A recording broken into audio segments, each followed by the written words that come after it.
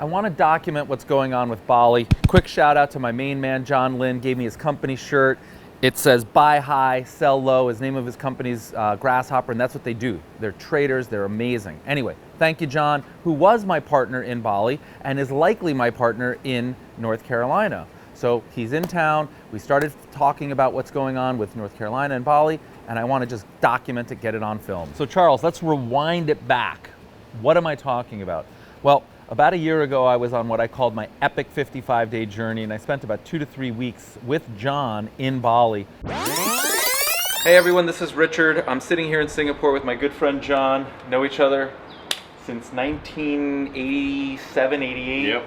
Graduated Cornell in 1991, and you were 90? That's right. So we've known each other for a long time. We've recently reconnected. I just had the trip of my life staying at John's villa in Bali, and I just wanted to take a few minutes of our combined time. We're about to embark on a new business venture together, and I think it's really cool as we document, our lives using social media and video and so on to document this point in time because we're both doing something that's really outside of our comfort zone, and yet we're really excited about it, and it'll be cool for us to look back on this video at some point and sort of be like how naive we were, how right we were, how young we were. I don't know what we're gonna think, but if we don't commemorate it, we won't think anything. So it turns out John and his partner Olivier bought some land that was farmland, not to be developed, not zoned, probably 8-10 years ago, and the land prices have increased as the popularity of Bali and tourism has increased.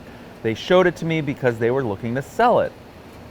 And as happenstance would have it, I sort of thought that maybe what they should do, not me, they, is instead develop it themselves and monetize it and then sell it. Week one, I did not really understand what was going on in Airbnb, but I do see the disruption happening all over the world, whether it's Airbnb, Amazon, Uber, Lyft, any of these things, right? Everyone's, blockchains, etc., cryptocurrencies. I did understand that, but as I understood how Airbnb is manifesting itself as, what do you call it, like a micro democracy, right, democratization of assets. That's when I started to realize that as a return, this is much more enhanced than, let's say, my options 10 years ago, before Airbnb. That, I don't want to be a hotel operator in that sense. But in this sense, very interesting to me. And so they invited me to participate in the equity transaction, and we had a whole deal plan on a handshake. We formulated this policy and this plan where I would buy into the land. We would develop it together. We had a shared vision. It was super exciting. I'm still excited. I would love to do it. And who knows, maybe it will happen, but it's on pause.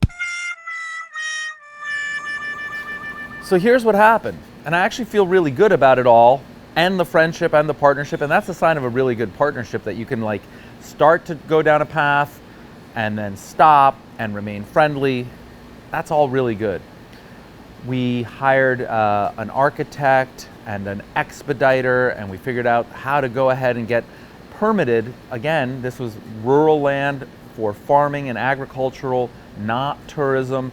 Nobody had ever broken ground in a tourist venture in this area, the Phuket region of Bali.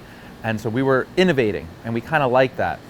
And we had this vision of eco-tourism travel, very similar to kind of the things that I'm working towards now, where it's all about the culture and the feel and attracting the right people. And you've heard me say this time and time again, the niches are in the riches. We knew who we were trying to identify, and we hired these people, and they came out with these unbelievable drawings and this vision board, and we were psyched, pumped, ready to go. We even got the first approval to be a ecotourism company in that region of Bali. The very first permits ever issued. So what's the problem? Well, here's the problem.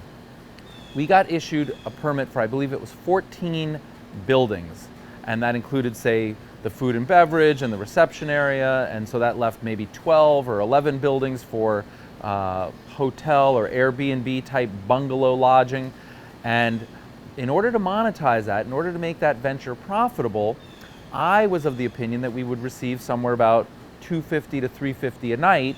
And Olivier, my partner, who I deeply respect, is from the area, and he said in that area it's maybe $100 a night, and John sort of believed us both. And so in the end, deferring to the local wisdom and the knowledge as opposed to my belief or my vision, we did the numbers and we looked at it, and it just didn't make a lot of sense to spend as much money as we needed to erect these bungalows and create this vision. We were going to spend a small fortune with land that had already appreciated to do all that. And if we were really renting them out, even at full occupancy at $100 a night, the deal just didn't cash flow. And I made it really clear, I don't really need a vanity project. I would love that project, it would feel great, I'd love to visit it, I'd like my kids to check it out, but I'm not willing to spend tens of thousands of dollars a year out of my pocket, or maybe even more, to make that a reality and have a long-term vision that says, well, in 30 years, it'll like work out. For me, part of the excitement, part of the enthusiasm is that it's a great opportunity set. It generates income, it creates a brand and culture and something that we feel really good about. But the key thing there is it has to kind of cash flow. Like, that's the point of running a business. There's a few more permits that have been requested, maybe even 1 or 2 more granted. It's our belief and our vision, it's always been, that this area will be developed for tourism. And so once other people pioneer and get through that system, I think we plan on going back and asking for more bungalows, more residences. And then at that point, if Olivier's right, and it really is $100 a night, well, if we have 28 of them, it may cash flow. Or maybe tourism is increasing in that area, and sort of what I was predicting, which is people will pay $200 a night or $300 a night or more for a really cool eco niche experience for the surfer and the yogi and so on. We'll know more. So how do I feel about this? Well, I, for one, am super excited because, as always, I'm trying to find really interesting things that resulted from that experience. And the really interesting things that resulted is my mind is really wide open towards development, and I've found incredible opportunities that are both similar and dissimilar. It's kind of on that same spectrum, different geographies. I'm working on some really big projects now in the Outer Banks of North Carolina. I've got a really cool project that I'm embarking on in Idaho. I've got existing projects in the Snake River Sporting Club in Jackson, Wyoming. I've got some other opportunities in other areas of Wyoming and other areas of Idaho. So I've got a lot of things going on.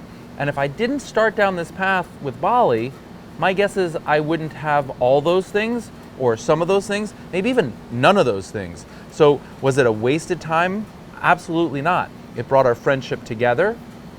It opened my mind and eyes towards new opportunities and new vision, and there's a theme that is consistent through it all. So, like, I could tie it directly back to Bali if I tried, and then that wouldn't even be an issue. So from my perspective, time well spent, a lot of lessons, a lot of learning, deep partnership, great friendships, and I want to document all this in real time so that in a year, in 10 years, in 100 years, we go back and say, Bali, pause, never happened, or Bali, pause, successfully resumed in 6 years. North Carolina, here's what happened. Idaho, here's what happened. So I'm really, really excited about both the direction that the channel's taking and the documenting of all this stuff and the development and the opportunities and the ability to create a culture and a community. Just couldn't be more excited. So that's what I've got going on. Please go ahead and like the video and subscribe to the channel for more updates.